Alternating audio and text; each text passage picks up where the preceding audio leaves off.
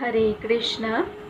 আমি আমার পরমারাধ্য গুরুদেব ওং বিষ্ণুপাদ পরমহংস অষ্টোত্তর শত শ্রী শ্রীমৎ ভক্তি সুন্দর ভাগবত মহারাজের রাতুল চরণ যুগলে অগণিত ভক্তিপূর্ণ প্রণাম জানাই এবং সকল সাধুগুরু বৈষ্ণব ভক্তবৃন্দের শ্রীচরণ কমলে জানাই আমার ভক্তিপূর্ণ প্রণাম।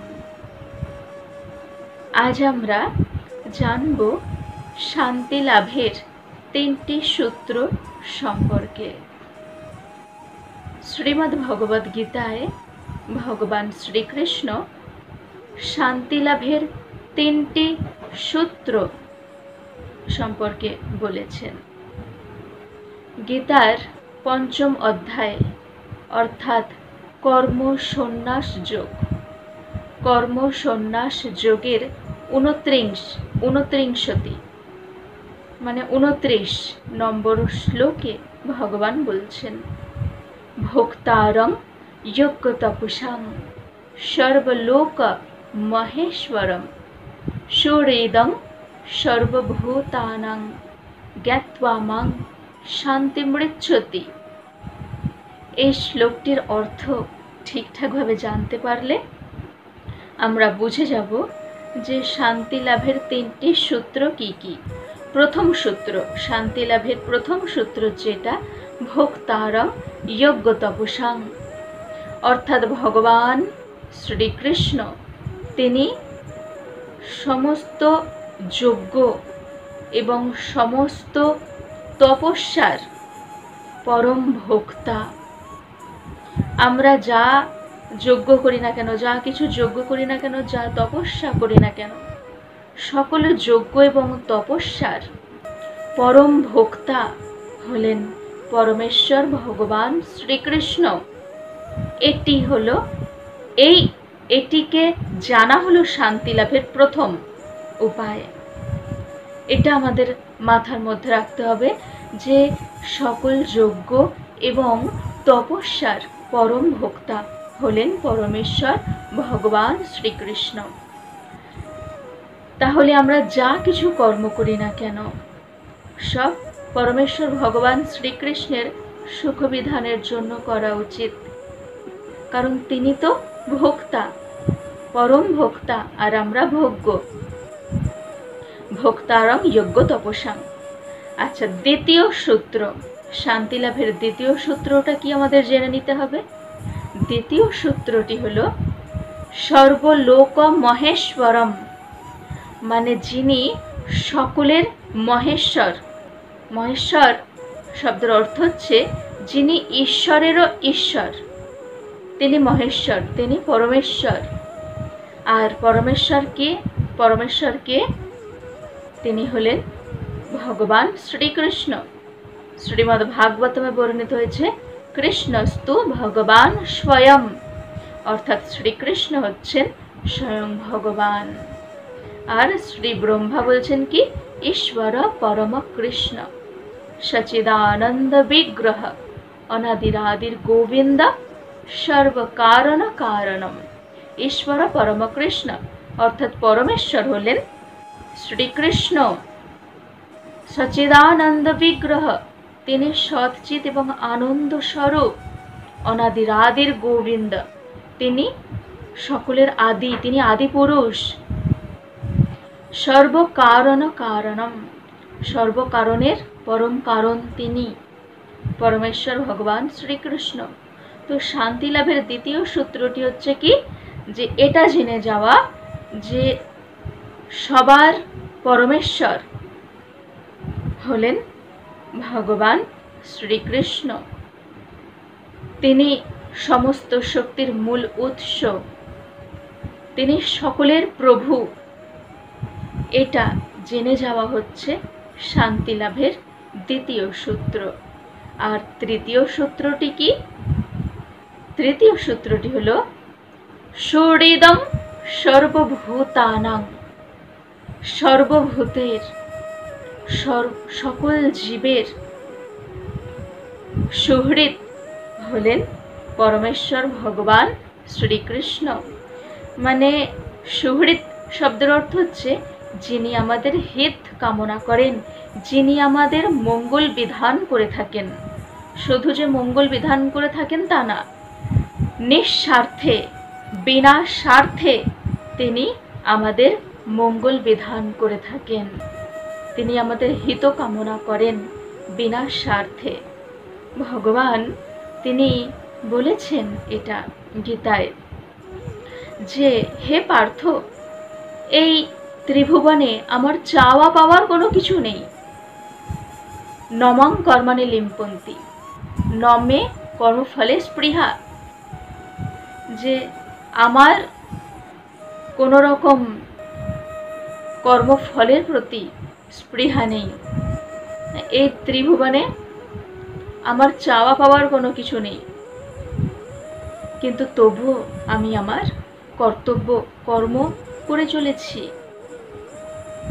তবুও আমি আমার কর্মে লিপ্ত হয়ে রয়েছি। তো আমাদের যিনি সাহায্য করে থাকেন নিঃস্বার্থভাবে, তিনি হলেন আমাদের পরম সুহৃদ, আর তিনি হচ্ছেন পরমেশ্বর ভগবান শ্রীকৃষ্ণ।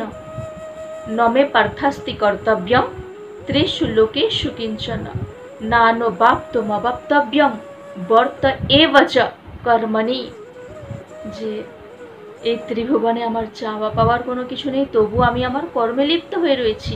তাই হে পার্থ, তুমিও তোমার কর্তব্য কর্ম করো, তুমিও তোমার কর্ম করে চলো। তো যিনি সর্বদা আমাদের মঙ্গলের জন্য তিনি সবসময় আমাদেরকে আশীর্বাদ করেন, যিনি আমাদের মঙ্গল বিধান করে থাকেন, ভগবান সবসময় চান যে আমার ভক্তরা সবাই সঠিক পথে থাকুক, আমার ভক্তরা কোনো রকম কুকর্ম যাতে না করুক। ভগবান এটা সবসময় চান, কিন্তু আমরা ভগবানের চাওয়াটা জানতে পারি না, জানলেও বোঝার চেষ্টা করি না, আবার বুঝলেও সেই খারাপ কর্ম করে ফেলি। এটা করা উচিত না। তো শান্তি লাভের তৃতীয় সূত্র হলো এটাই যে সুহৃদং সর্বভূতানাং, যিনি আমাদের সুহৃদ, যিনি আমাদের একমাত্র বন্ধু, যিনি আমাদের একমাত্র বন্ধু, অন্তিম বান্ধব দেহিপদম, যিনি আমাদের অন্তিম বান্ধব। অন্তিম বান্ধব মানে অন্তিম সময়ের বান্ধব। যখন মৃত্যুকাল উপস্থিত হয়ে যায় তখন কোনো বান্ধব, বন্ধু বান্ধব আমাদের সাহায্য করতে পারে না। কেবলমাত্র যিনি সাহায্য করতে পারেন তিনি পরমেশ্বর ভগবান শ্রীকৃষ্ণ। তাই তিনি আমাদের অন্তিম বান্ধব। এটা জেনে যাওয়া হচ্ছে শান্তি লাভের তৃতীয় সূত্র। তো এইভাবে জেনে গিয়ে যখন আমরা ভগবানের সুখ বিধানের জন্য এবার কর্ম করতে থাকব, যে ভগবান ছাড়া আমাদের আর কোনো গতি নাই, আর কলিযুগে ভগবানের নাম ছাড়া আমাদের কোনো গতি নাই। হরের নাম হরের নামৈব কেবলম কলৌ নাস্তিব নাস্তিব নাস্তিব গতিরন্যথা। অর্থাৎ হরিনাম হরিনাম হরিনামই একমাত্র আমাদের মুক্তি লাভের উপায়। তাছাড়া কলিযুগে কোনো গতি নাই, কোনো গতি নাই, কোনো গতি নাই, মহাপ্রভু বলেছেন ৩ সত্য করে। এবার ভগবানকে আমরা বন্ধুরূপে কিভাবে লাভ করতে পারবো? সবসময় বন্ধুরূপে লাভ করার উপায় হচ্ছে একটাই। গীতায় ভগবান বলছেন মন্মনা ভব মদ্ভক্ত মত ইয়াজি মাং নমস্কুরু মামে বৈশ্যসি সত্যংতে প্রতিজানে প্রিয়সি মে। মন্মনা ভব মদ্ভক্ত মত ইয়াজি মাং নমস্কুরু মামে বৈশ্যসি সত্যংতে প্রতিজানে প্রিয়সি মে। অর্থাৎ ভগবান প্রতিজ্ঞা করে বলছেন তুমি আমারই নাম করো, আমারই ধ্যান করো, আমারই সেবা করো, আমারই পূজা করো, আমারই চিন্তা করো, আর আমাতেই আত্মনিবেদন করো, তাহলে তুমি আমাকেই প্রাপ্ত হবে। এ কথা আমি তোমার কাছে সত্য প্রতিজ্ঞা করে বলছি, কারণ তুমি আমার প্রিয় সখা। আমরা যদি ভগবানের নাম করি, ভগবানের ধ্যান করি, ভগবানের পূজা করি, ভগবান শ্রীকৃষ্ণের সেবা করি, ভগবান শ্রীকৃষ্ণের যদি চিন্তা করি, আর ভগবান শ্রীকৃষ্ণের শ্রীচরণেই যদি আত্মনিবেদন করি, তাহলে ভগবান আমাদের বন্ধু হয়ে যাবেন। ভগবানকে আমরা বন্ধুরূপে সবসময় কাছে পাব। তখন আমাদের আর শান্তি লাভের জন্য এদিকে ওদিকে দৌড়াতে হবে না। তখন আমরা ভগবানের নাম করলেই শান্তি লাভ করতে পারব। ভগবানের চরণে শান্তি রয়েছে। একবার লক্ষ্মী দেবী তিনি দেখছেন যে ভগবান জগতের সমস্ত কিছু দিয়ে রেখেছেন, সমস্ত সুখ স্বাচ্ছন্দ্য দিয়ে রেখেছেন। যদিও এটা দুঃখের পৃথিবী, দুঃখালয়, কিন্তু তবুও মানুষ অনেক কিছু অগাধ ধনসম্পত্তি লাভ করে সুখী হবার চেষ্টা করে। তো লক্ষ্মী দেবী একদিন ভগবানকে বলছেন যে, হে প্রভু, তুমি জগতের মানুষকে সমস্ত কিছু দিয়ে দিলে, আর এত সুখ স্বাচ্ছন্দ্য লাভ করে আর কি আপনাকে তারা ডাকবে?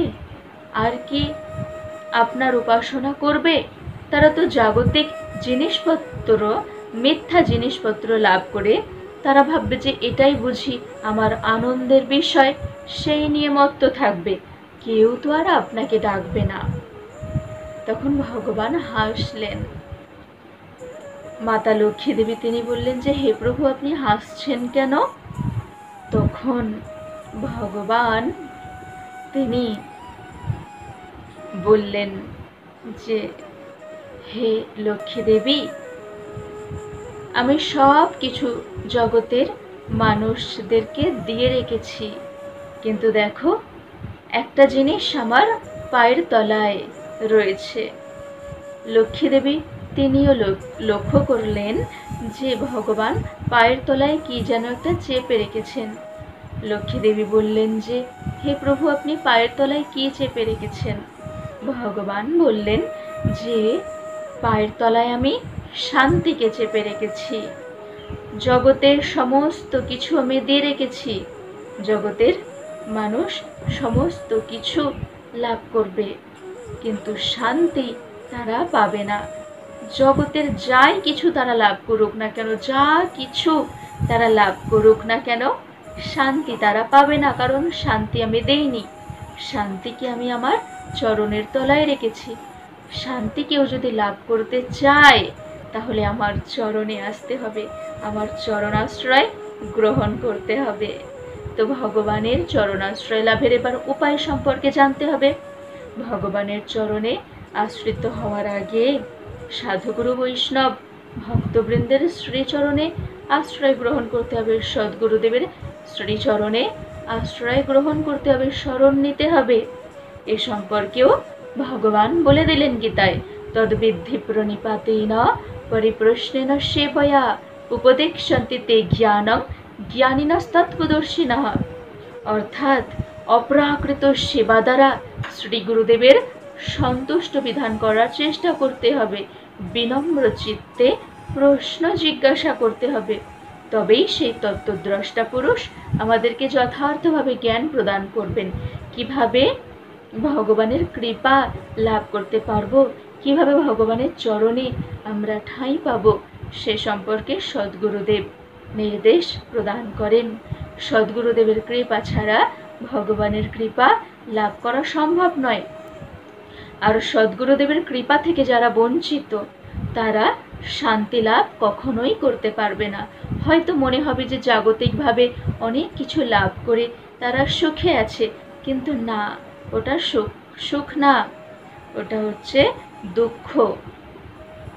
একদম দুঃখের সাগরে নিমজ্জিত থাকে তারা, যারা সদ্গুরুদেবের শ্রীচরণের আশ্রয় থেকে বঞ্চিত হয়। তাই শান্তি লাভের 3টি সূত্র সম্পর্কে আমরা জানতে পারলাম। সর্বপ্রথম যেটা করণীয়, সদ্গুরুদেবের সান্নিধ্য লাভ করা, ভগবানকে কিভাবে লাভ করা যায় সে সম্পর্কে জানা। সবাই ভগবানের নাম করুন বেশি করে, কলিযুগে নাম ছাড়া, হরিনাম ছাড়া কোনো গতি নাই। সবাই বলুন হরে কৃষ্ণ কৃষ্ণ কৃষ্ণ হরে হরে, হরে রাম রাম রাম হরে হরে।